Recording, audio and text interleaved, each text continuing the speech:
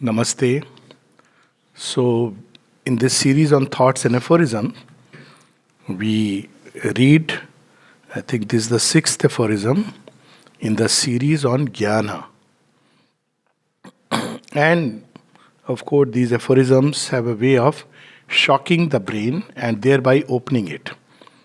In the sense that we have some preconceived notions about everything, be it God, be it creation, be it about ourselves, be it the workings, be it knowledge, be it love. We have our idea, naturally, we are identified with our human self.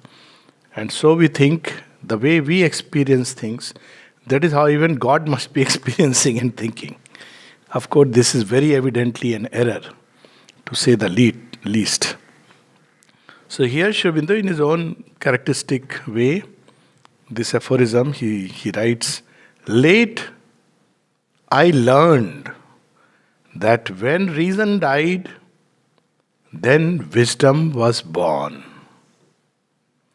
Before that liberation, I had only knowledge. Before that liberation, I had only knowledge.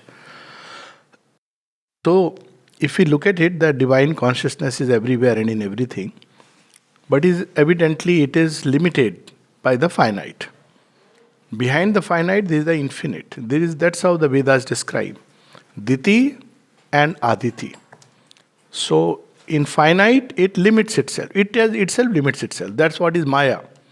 So, as long as when Maya is seen from the side of the divine, it is a self-limitation, fully conscious of the oneness. So, it is Vidyamay Maya. Seen from the other side, it is limited and the finite cannot experience the infinite, so it is avidyamay maya. It only sees the division. So, every aspect of the divine is not just a static witness, but he is omnipotent and omniscient, Satchidananda. So, existence is there, knowledge is there, power is there, bliss is there, and of course, all other aspects which flow from that. Love is there, peace is there, harmony is there, beauty is there. So all these aspects have plunged and they recover step by step. So at every level, even at the level of the insect, there is something which is the most disfigured, small little stream of what we can call as a knowledge. An ant knows where it must go and how it must go. It also has something which can be called as a stirring of love. That's how ants come together, and there is a whole colony of ants. They experience some little joy, I'm sure, otherwise they won't continue to live. So everywhere, and then it recovers in, higher and higher animals, little more recovery. In animals, knowledge is there, but it acts directly through instincts and with sensory input. The sensory input is of a different kind, and the operations of knowledge there are meant to help the animal self to survive. So that is given to that finite animal. The deer is given that swiftness, and the tiger is given that strength and the prowl. And then there is a game going on. Nature is just watching who will win, the tiger or the deer. This is how. But when nature sees that tiger is winning because it has certain advantages, then nature changes the game because it's in the hands of nature. So the tiger becomes a dwindling species and deer multiplies. So this is how the game goes on. Then at human beings, this recovery of the divine consciousness in all these terms takes another form.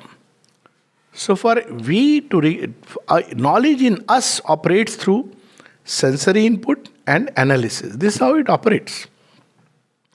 That's how demarcates a human being from an animal. In animal, it's instinctive. But in human beings, reason begins to operate. It subordinates the instincts, modifies them. So even when there is an instinct, for instance, even when you know that somebody in the family or somebody, who is trying, you get a sixth sense trying to plot against you, still, it's not a good thought, by the way, The last thing in life is to be suspicious. But still, let's say, you get it. But reason may say, no, I should be noble. Just giving that example. I should be noble. I should be generous. I should be chivalrous. So reason is now creating a different system. It is lifting the animal instinct towards a greater ideal. Even its first knowledge. That's the difference between Duryodhan and Arjun. Now see first knowledge, first data. Duryodhan receives the data input that his Sena, his army is 18,000, 18 Akshauhini. Okay. And who are there? Bhishma is there, Drona is there, Karna is there, all the great warriors are there, Kritvarma is there, then Ashwathama is there, and of course Duryodhan counts him, Karna is there, Duryodhan counts himself, he is a great warrior. He says, who can touch our army? Look at the data.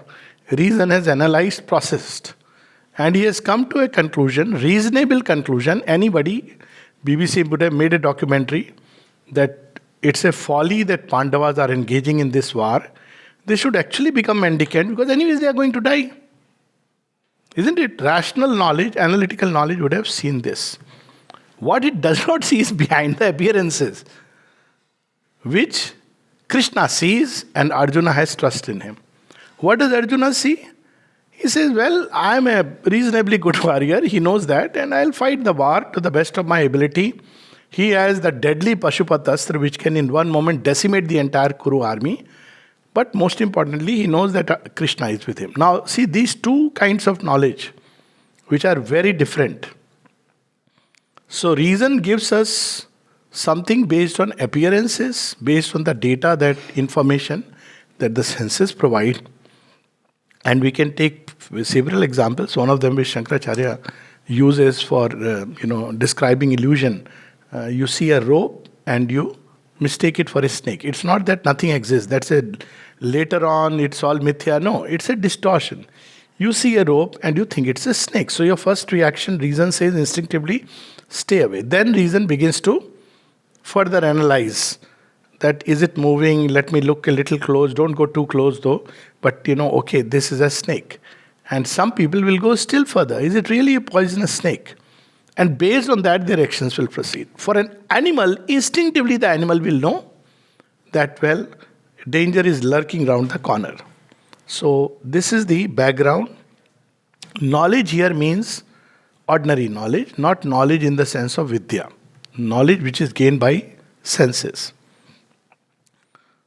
So the mother comments on this. And this is important. She says, reason must no longer be the summit and the master. This is first thing that human beings should understand. No spiritual undertaking can be undertaken if we live with the pride that the mind can know spiritual things. The first thing in psychic discovery, the mother says, the mind cannot know spiritual things. It means by the process of analysis and surface data. It can know, but that's a different process. That's what yoga is about.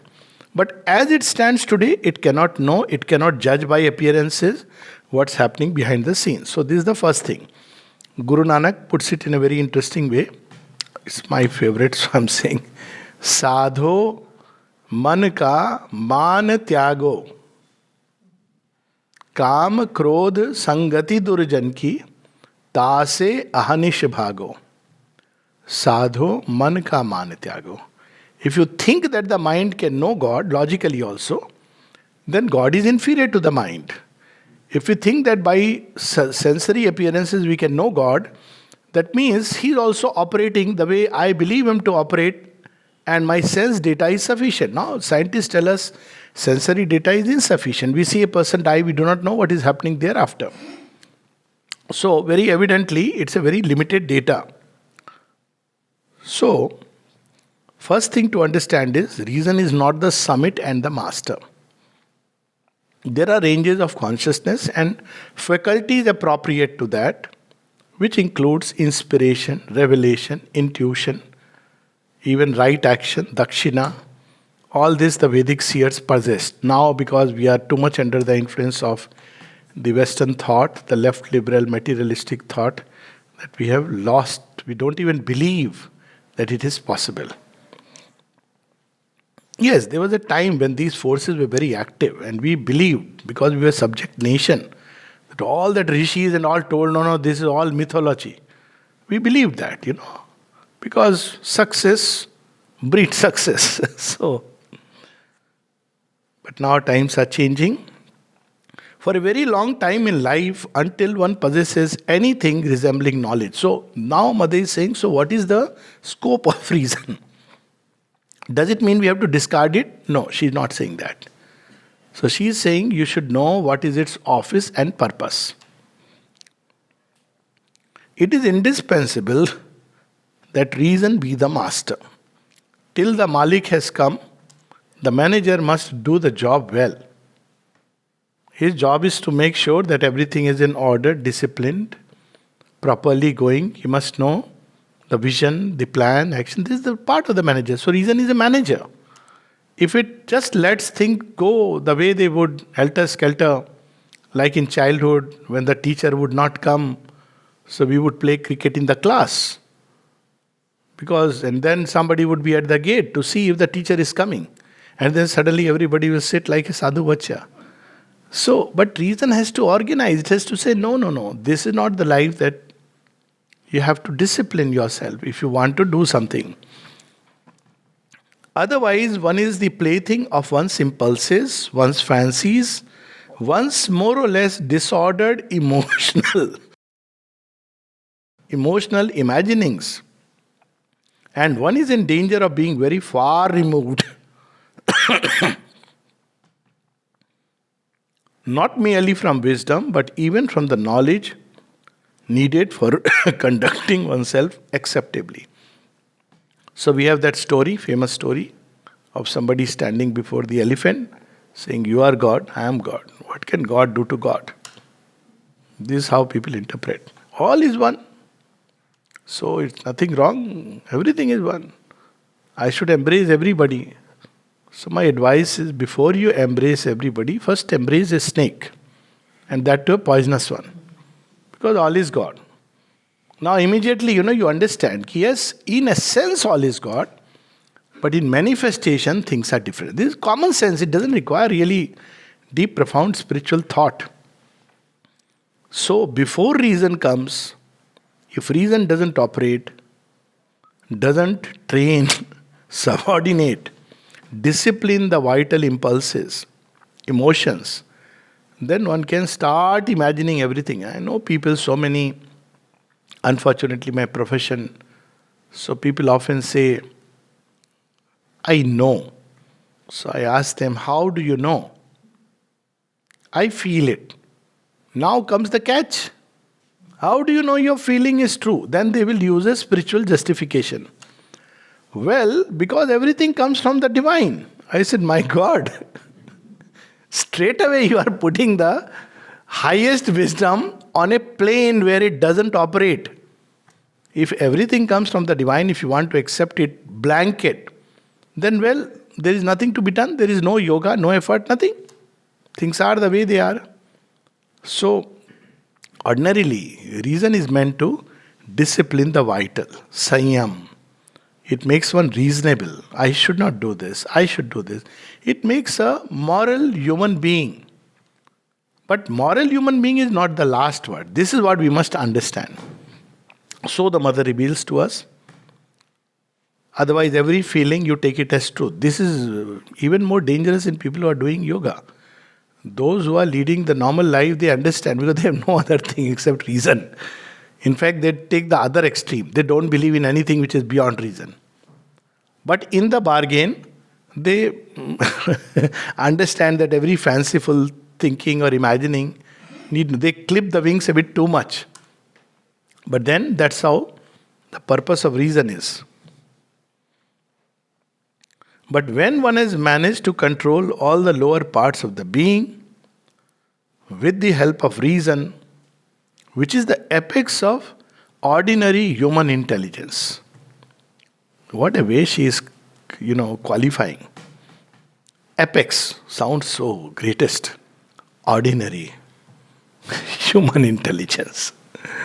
So it is the apex of ordinary to control, to discipline with the help of reason. Then if one wants to go beyond this point, Here there is a caveat. If one wants to go beyond this point,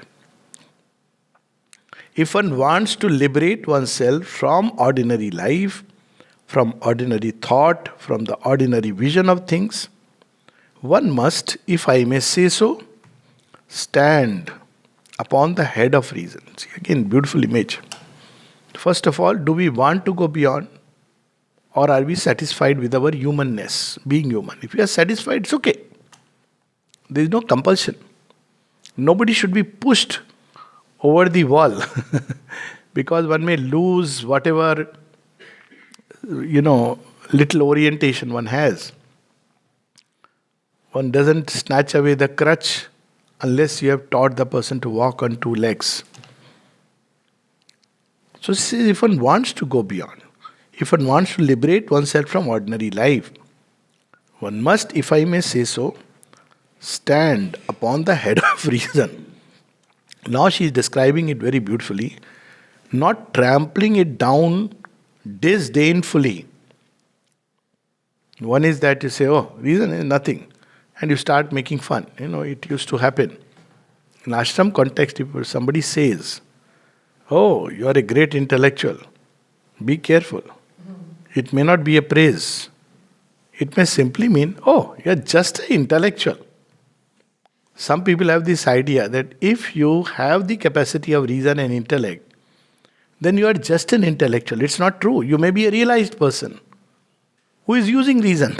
but this is the idea that one starts looking at it disdainfully. But using it as a stepping stone to something higher, something beyond it, to attain to something which concerns itself very little with the decrees of reason. So how do we use it as a stepping stone? 2-3 things. One is, reason itself will tell us that whatever we get through the data is inadequate. I cannot see motives, I cannot see will, intent, faith. What is happening inside a person I cannot see. With all the data I cannot predict the next moment. So one begins to understand the inadequacy of senses and the reason, number one. Then one tries, is there a way to know better, to know more?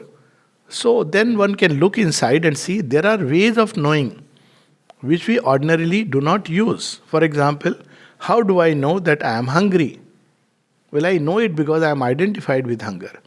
Can I convince someone? I cannot, because there is no way you can know that what's happening inside me. Recently, I think we were mentioning, somebody was saying, prove it to me, these forces, vibes, that there are good vibes. I don't believe, measure it and show. It's a fallacy. But I had a little answer to that. Okay, come little close, go to a person little close, and say, what do you feel now? You see, everything, even emotions you can feel from a distance, sometimes through a letter. Don't we feel the emotions? Now, there are ways and means of knowing. You know through identification. So this kind of a irrational, rationality so-called, is equally absurd, which wants to see everything measured. In that case, when you have to say, my child, I love you, you have to say, I measured my serotonin levels today, and they are little high, indicating that love is moving in my brain, but I don't know whether it's towards you or towards someone else. The reason can tell you only that much. That's why the last word of reason is agnosticism. Anybody who has honestly used reason to understand things at the end will say, I do not know. That's an honest statement. Better than those who affirm as if they know. So, she says you have to use reason. When reason has explored, exhausted, then it says, there must be some way of knowing. I can't live in ignorance all my life. There must be a better way of living. I mean, just sharing it personally, I was working in a hospital, so I used to take a notebook, and one of them, and people are sitting and discussing, I used to write, there must be a better way of living than this. This is not life. You get that urge, you know that this is not what we are here for. So, something within begins to seek something higher. That does not mean you condemn reason. Reason is still useful for all the WhatsApp messages that you get. It is very useful when you have people coming and saying, so and so was talking like this about you. How unreasonably we jump to conclusion and form an image of the person in our head and react to it. Yesterday I was sharing 10 years somebody had anger. Suddenly after 10 years tells me, do you know why I was angry? How would I know why you were angry? Tells me the reason. I said, did you even try to find out whether it is true or not? Purely based on hearsay. But the person carried the grudge. See, illness called grudgitis. What to do? So this is how reason would have told, let me try to investigate and find out. Normally reason would say, okay, people may not say it truthfully, but at least you will try to see. You will try to see from every angle the total personality of a person. It's like if Rama kills Vali, he can't be just doing it out of cowardice. The last thing one can ever say about Rama is that he was trying to escape Vali. The last thing. That's how people say. When you look at the Ram's personality and its context, totality, then you understand what he was doing, and suddenly you will know why he did what he did. I have spoken about it, so I'm not touching upon that. So then you wants to find something else. Then what happens? Something which can allow itself to be irrational, because it is a higher irrationality, with a higher light, something which is beyond ordinary knowledge and which receives its inspirations from above, from high above, from the divine wisdom. That is what this means. We know how in Sri Aurobindo's life, Sister Nivedita comes and tells him, I am aware the British government is after you. He says, very well, I have surrendered myself to the mother. Unless she prompts me, I don't go anywhere. Same when he came here. He was offered a place in Algeria. Sri Aurobindo refused. Thank God he refused. Just imagine getting Algeria visa and sitting there, or God knows, But that time it was a lucrative offer. French government. And they are giving him a safe passage, lovely place, nice, lush, luxurious. So it may seem irrational, many such things. Ram's acceptance of the decree of King Dashrath seems irrational. It's a higher rationality. A classical example is Socrates. So Socrates, we know that his disciple had arranged for him. He was given the punishment for corrupting the youth and their morals. By drinking hemlock, he has to die.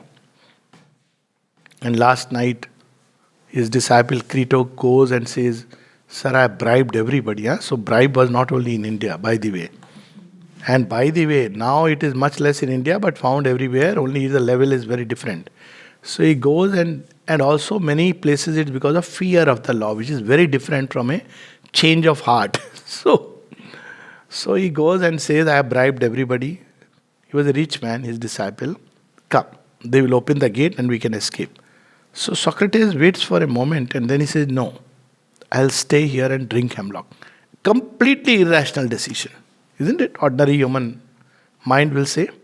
But just imagine Socrates escaping from the prison and Socrates drinking poison.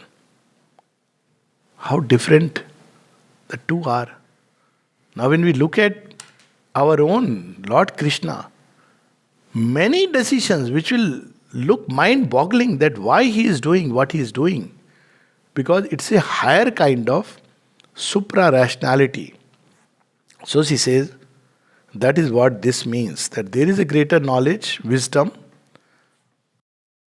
but before you access, use your reason to control the lower vital impulses.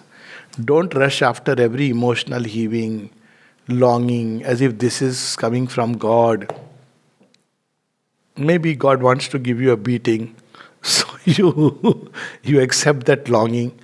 After some time you say, Ye kya kiya? Why did you do this to me? And God may smile and say, well, like that case of Amrita, he fell in love with a girl, and they would go for a walk on the beach. And Sri Aurobindo, 2 o'clock, they used to have these night sessions. And one day Sri Aurobindo quietly remarked, Amrit, it's time for you to go. He took it as a sanction. The Lord knows my heart. So he went. After some time he comes and says, Sir, I want to get married. Sri Aurobindo says, what nonsense? Sir, if that was the case, why did you allow me to go so far? And Sri Aurobindo, in his characteristic way, to see how far you can go. The divine has his own way of bringing out things, exhausting them, tendencies of nature, working upon them. We don't understand the play of forces. So then the mother says, as for the knowledge of which Sri Aurobindo speaks here, it is ordinary knowledge, means in the aphorism. It is not knowledge by identity, which alone, like I know I am hungry, why? Because I am identified with it. I know I am angry because I am identified with it. I know I have love because I am identified with it. I know that I have an aspiration because I am identified with it. Nobody else can know. I may sit for 2 hours in meditation without aspiration. I may just find it very relaxing and good sleep under those guided imageries which you believe that golden light is coming down. But it may be nothing except just the mental imagination. But when you may be doing none of these things, and yet the golden light may come down. God has his ways. He doesn't see all these methods, he sees what is in the heart of the seeker. So she says, it is knowledge that can be acquired by the intellect through thought, through ordinary means. She is referring to, late when reason died, I had wisdom. Before that, I only had knowledge. So that knowledge is about ordinary knowledge. But once again, and in any case, we shall have occasion to return to this. Do not be in a hurry to abandon reason in the conviction that you will immediately attain to wisdom. So there are people who start saying, I am being moved by mother, I am being guided by mother in everything I do. This is so dangerous. To use this word, and those who have, they don't keep advertising. I am being guided by the mother. Who knows? And mother's guidance is not like forever. At one point of time, divine is plastic in his, infinitely plastic in his workings. So, she says that do not be in a hurry to abandon reason in the conviction that you will immediately attain to wisdom. So when I had come to ashram, somebody told me, I was reading history, and I asked some Babaji, and he said, you have to realize the divine. Why do you want to read history? So I left history. I said, so you'll realize the divine but not have the instrument ready to express anything. Because why do we study? We study to make the instrument supple. When you don't go through that process, unless you are a Janam Siddh like Kalidas is marked for something like this, you won't be expressing anything. You will have a realization which is perfectly useless for the world. It may be good for you, that's all. So, see, this is how sometimes we create false antagonisms. We have to go beyond reason, so abandon reason. That's not what mother is saying. So she is saying, because you must be ready for wisdom. Otherwise, see, ready for wisdom. Abandoning reason doesn't give wisdom. Seeking, aspiration, knowing that all that I have known is nothing compared to what needs to be known. It is this seeking that opens the doors to wisdom. Not automatically, if I do this, I have become wise. You run a great risk of falling into unreason, which is rather dangerous. So we had this instance of, Tirupati who would want to come from, he was sent by Sri Aurobindo back to his village. He had lost his head. And he would say, I have heard your voice and you want me to come here. And Sri Aurobindo would say, no, don't come. He would send a telegram, don't come. No, I know, you are saying like this. But the real Sri Aurobindo inside me, so you are testing me. Whether I listen to your outer Shurabindu or inner Shurabindu. Just imagine to what extent one can be, foolish. Many times in his writings, particularly in the synthesis of yoga, Shubindu warns us against the imaginings of those who believe they can do sadhana without rigorous self control, with egoism, anger, and many other things. To believe that I have arrived is too preposterous, to say the least. First, equanimity, peace, all this is the ground in which wisdom can come. And who heed all sorts of inspirations, which lead them to a dangerous imbalance where all their repressed, hidden, secret desires come out into the open under the pretense of liberation from ordinary conventions and ordinary reason. And the end can be so painful. I know a person I would name. Again, being driven by all this inspiration, intuition, ultimately landed up in a jail in Germany with how much more, he collected money from mother wants me to build something. And all that money he usurped, he put it into all kinds of... He was being driven that mother wants me to do this. Now what can you... And I don't want to take names. There were people who believed that he's actually, being guided. Till finally he died a very miserable death, almost in ignominy. And I know their whole family. It's a very painful thing because at what stage can one really say that I am fully one with the divine? Those who have it don't need to speak about it. So here comes, one can be free only by soaring to the heights, high above human passions, which includes all these things, anger, jealousies, hate. Only when one has achieved a higher selfless freedom and done away with all desires and impulses does one have the right to be free. So the criteria is inside, as the Gita puts it, desireless. You are not doing anything for any benefit. Not even this that I'll be regarded as a yogi. So all these things, put away desire, egoism, selfishness, then yes. But neither should people who are very reasonable, very moral, according to ordinary social laws, think themselves wise. Now she is doing that balancing. Oh, I am very moral. I have lived according to everything that all the checklist, if you see, all the 5 out of 5 marks I will get. So I am already doing yoga. Why do I need to do? No. Morality is a man-made thing. It's a matter of the mind. Mind decides certain things, and it's good at a stage of evolution. An animal stage, you need morals. But there is a greater truth beyond the morals, which we see in the Gita, how Sri Aurobindo reveals, and that's what we have to arrive at. For their wisdom is an illusion. Who? Those who believe. Being reasonable and moral, we have arrived at wisdom. And holds no profound truth. One who would break the law must be above the law.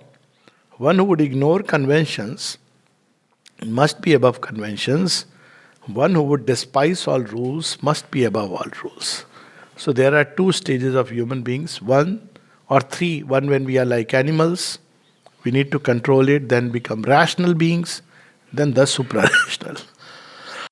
The rational being means we control the lower animal movements by reason. Supra-rational, Superman means we control the mind, its views, opinions, thoughts by something greater than mind. This is how the whole thing works. To control the vital animal by the mind and reason makes us human.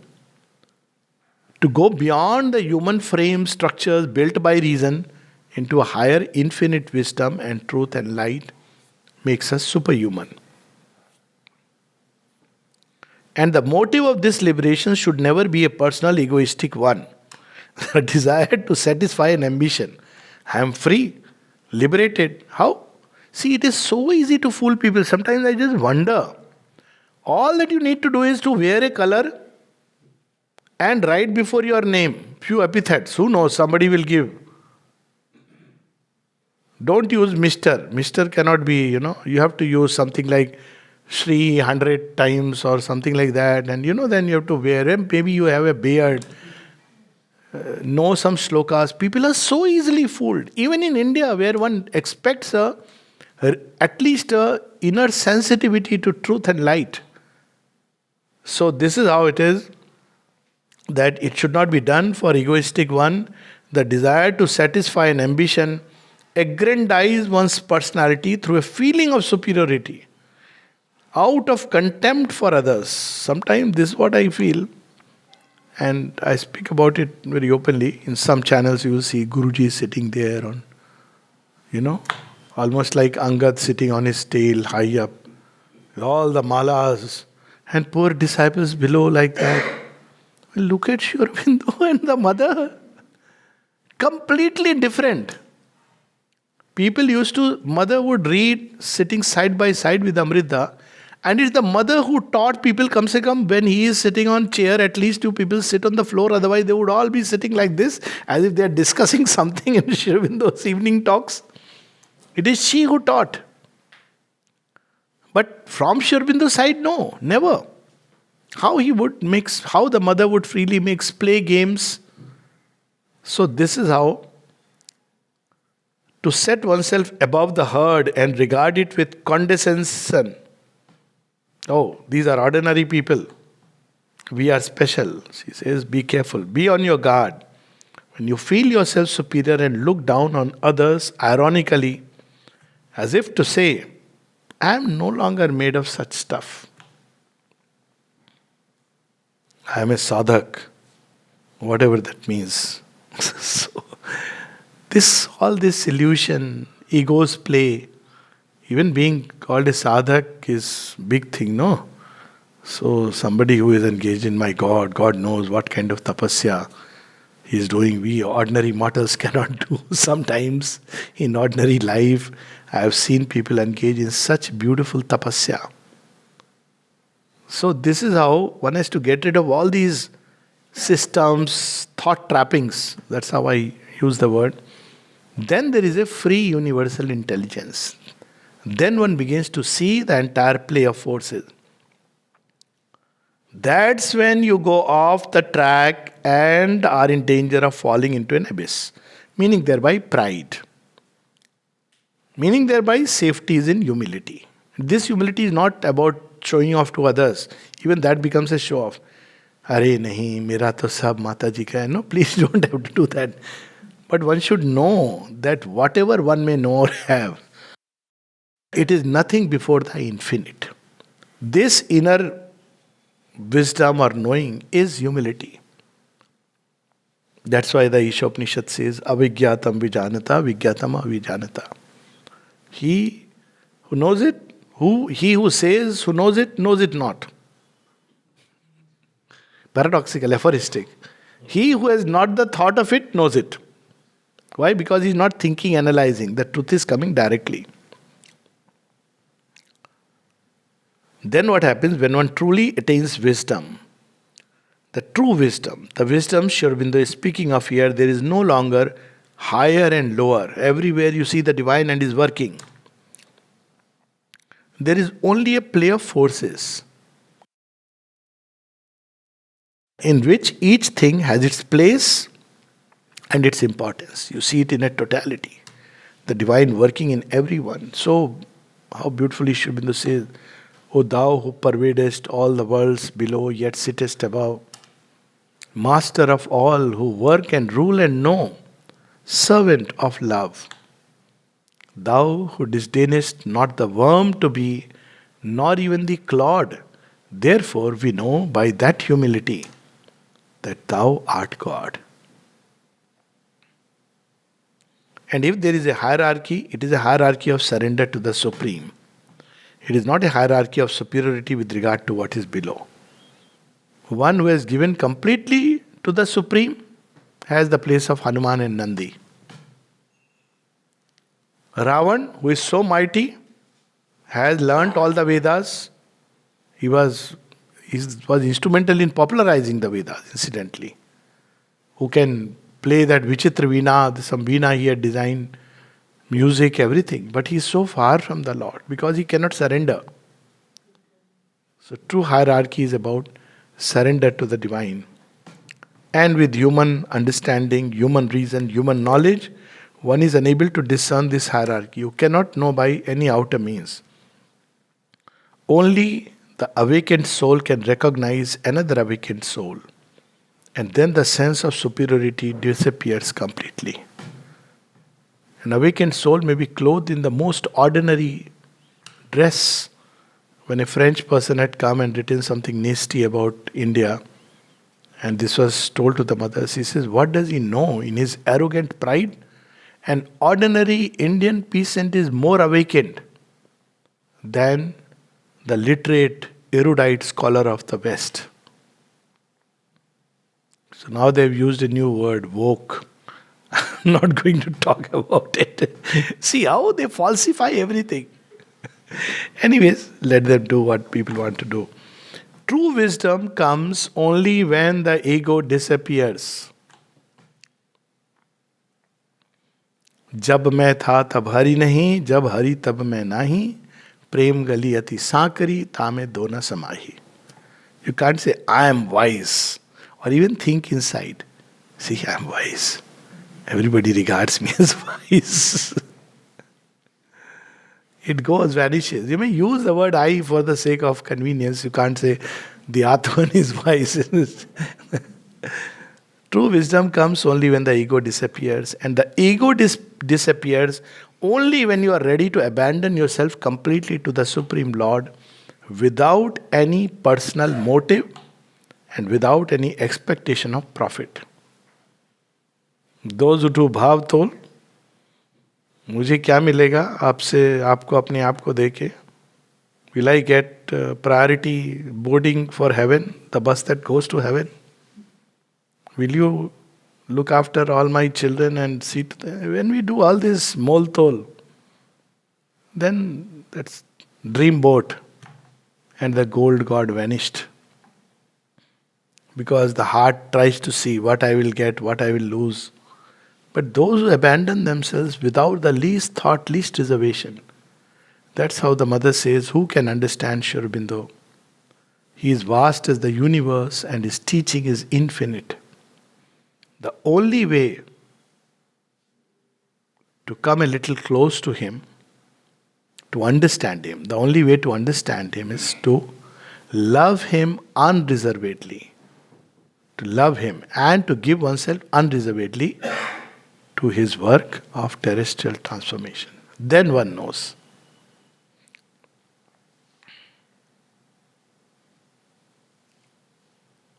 When you do it, because you cannot do otherwise. This also not because somebody has told you. One has reached that point.